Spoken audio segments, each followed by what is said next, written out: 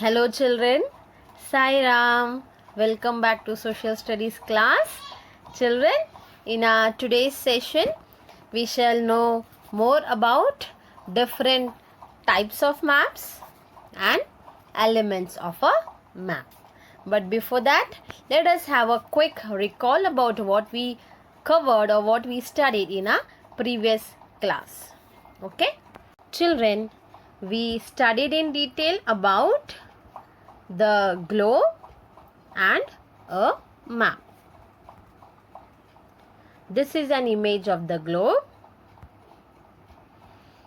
The globe is a small model of the earth.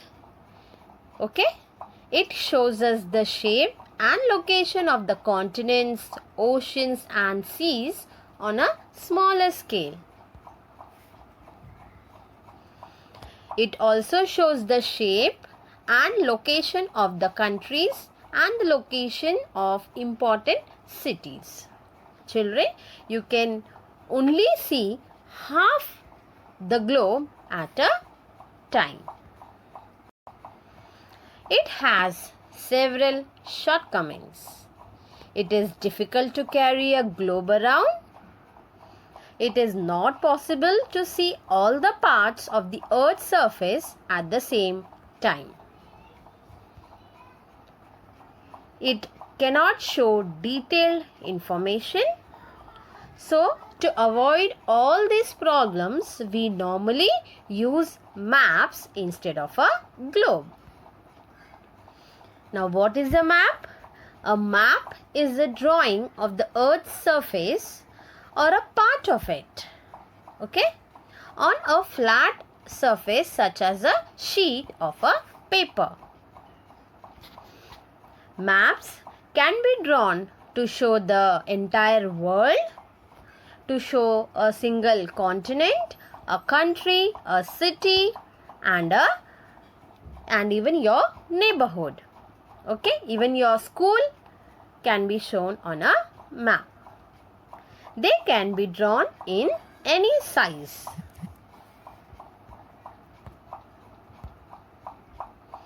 Children, this is the image of a world map. A single continent. Which continent is it, children? Yes, it is continent of Asia. This is a country, India. And here is a map of a state, that is Maharashtra map. Okay, children? Children, we even studied about atlas. A book of maps or the collection of maps is called an atlas. You can turn the pages of your atlas and also look at the different maps in it. You will find that there are several types of maps in it. Now children, let us begin with our today's topic, that is different types of maps. Children, there are many types of maps such as political map, physical map, thematical map, topographic map, etc. But today we will focus on political map and physical map. The other maps you will learn in your higher classes. Okay? Now children, we all have boundaries and fences around our houses, isn't it? Okay. As you can see here, there is a fence around this house. Even this complex has a huge boundary around it. So children, what these boundaries and fences do? They separate our area and our neighbor's area. Okay, so that we can take care of our area on our side of the fence, while our neighbors can take care of the area on their side. Similarly, our entire earth is also divided into number of countries so that we can take care of our own country. So children, this is how actually our earth looks like. Okay, but for our convenience, we humans have divided it into number of countries like this. Can you see the boundaries, children? Yeah, these are the different countries. Okay. So, all these countries have their own boundaries which are called as borders. Okay. Now, what happens is these boundaries are decided by the government of that particular country and the neighboring countries so that they can take care of their country while the neighboring countries can take care of theirs. So, this is how the entire earth is divided, and if we see in the form of a map, so it looks like this. Okay.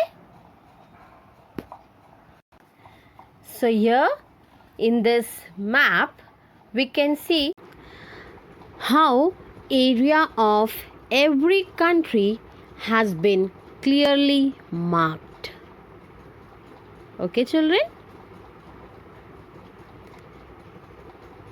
Area of every country has been clearly marked by the borders. See children, isn't it? And such a map which shows boundaries and borders decided by the government of the countries is called as political map. Okay, so this is a world political map where every country, the border has been clearly marked. So we know which country starts where, okay, and ends where. So this is about a world political map, but even a country has its own political map. Let's see children. This is a political map of India. We have different states, okay, with the border. Isn't it children? Yes. So that people of respective states can take care of their area while others can take care of theirs.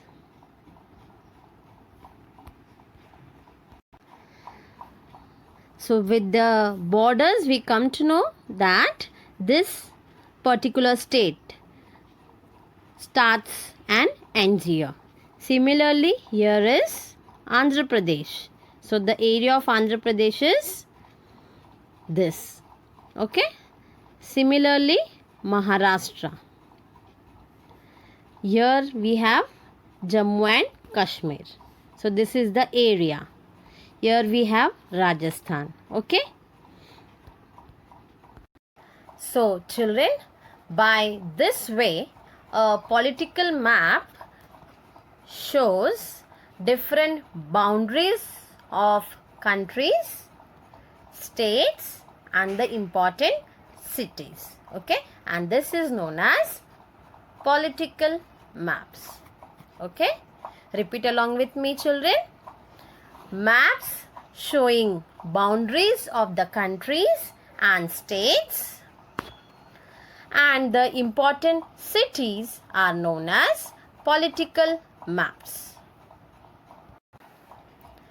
But children, what if I really want to know that which state has mountains, or which states has rivers flowing, or plains, or plateaus, or deserts?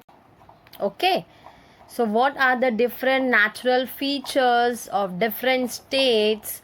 For this, political map will not help me. Okay, I need to search for the different map. And which map is it, children?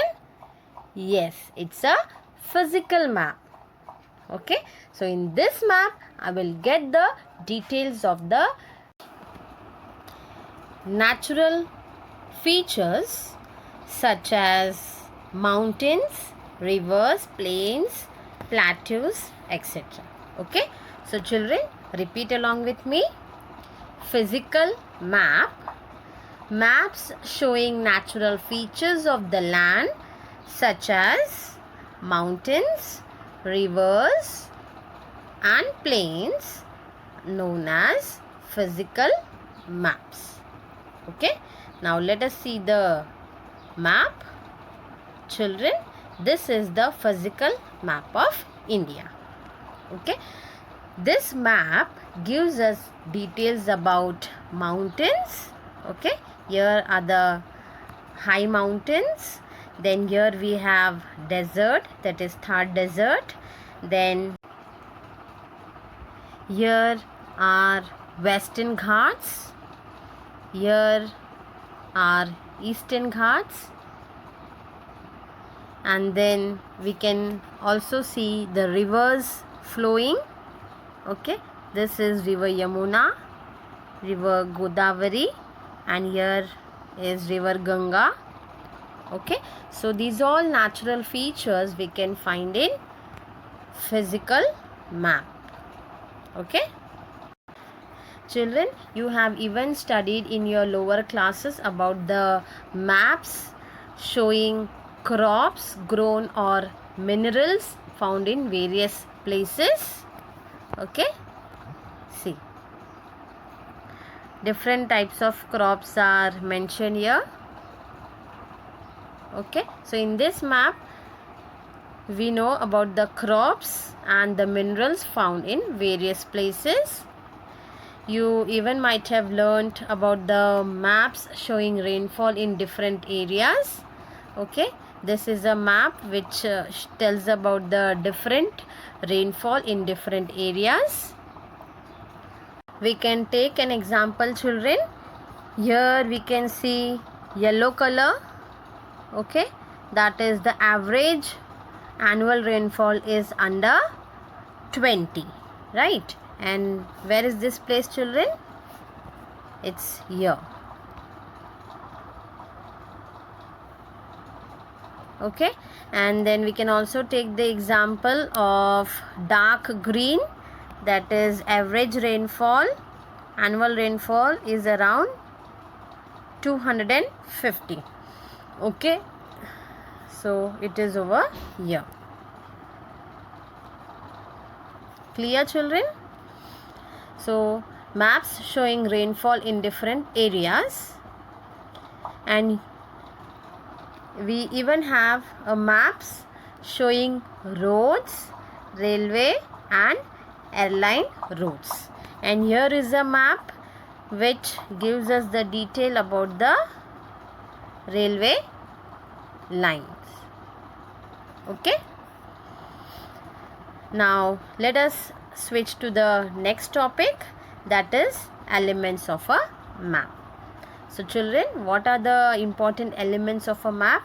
That is directions, scale, colors, symbols.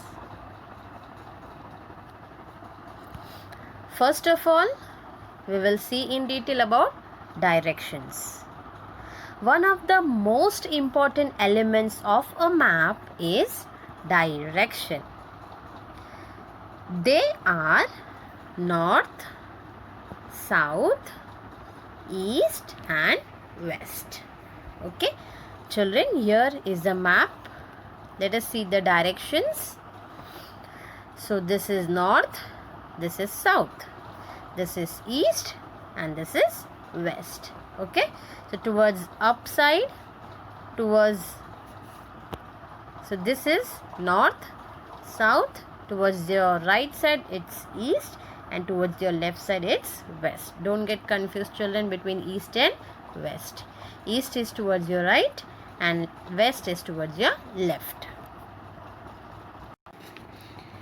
Usually maps are drawn with north top. Okay, most maps indicate north with an arrow. Okay, with an arrow marked, that is N. If you know where north lies, it is easy to find south, isn't it, children? If you know where is north, then immediately you are also able to find where is south, east as well as west. If north is at the top, then south is at the bottom, and that is fact. If north is at the top, then south is at the bottom. If east is at the right and west is towards the left. Okay. Now apart from this, now children, these four directions are called as cardinal directions. Okay. North, east, south and west are called as cardinal directions. Apart from this, there is also northeast that lies between north and east. Okay. Northeast lies between north and east, whereas southeast lies between south and east. Similarly, southwest lies between south and west, and northwest lies between north and west. Okay, children? Now let us see the next element of the map, that is colors. Certain standard colors are used in maps. Okay? Certain standard colors are used in maps to show features such as oceans, seas, mountains, plains, deserts, etc. Now, which are those colors? Let us see, children. Water bodies. Water bodies are always shown in blue. Deep blue shows deep waters and light blue shows shallow waters on the map. Whereas mountains and highlands, okay, mountains and highlands are shown brown and yellow. Okay, dark brown shows high mountains, whereas light brown shows lower mountains and hills. Yellow color shows plateaus. Okay, now let us see the map, children. Now, children, in this map we can see dark brown here. That means it indicates the high mountains, whereas here is light brown. It indicates the lower mountains and hills. Children, here we can see blue color, which indicates the water bodies, and yellow color shows the plateaus.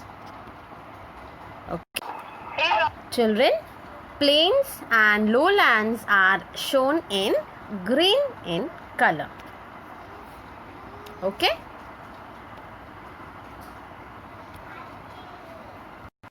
So, children, that's it with our today's class. In our next class, we will be learning more about the elements of a map. Okay, and we will also do the activity. Okay, so children, I want you all to keep your map book ready for the next class. Okay, till then, do take care of yourself. Goodbye.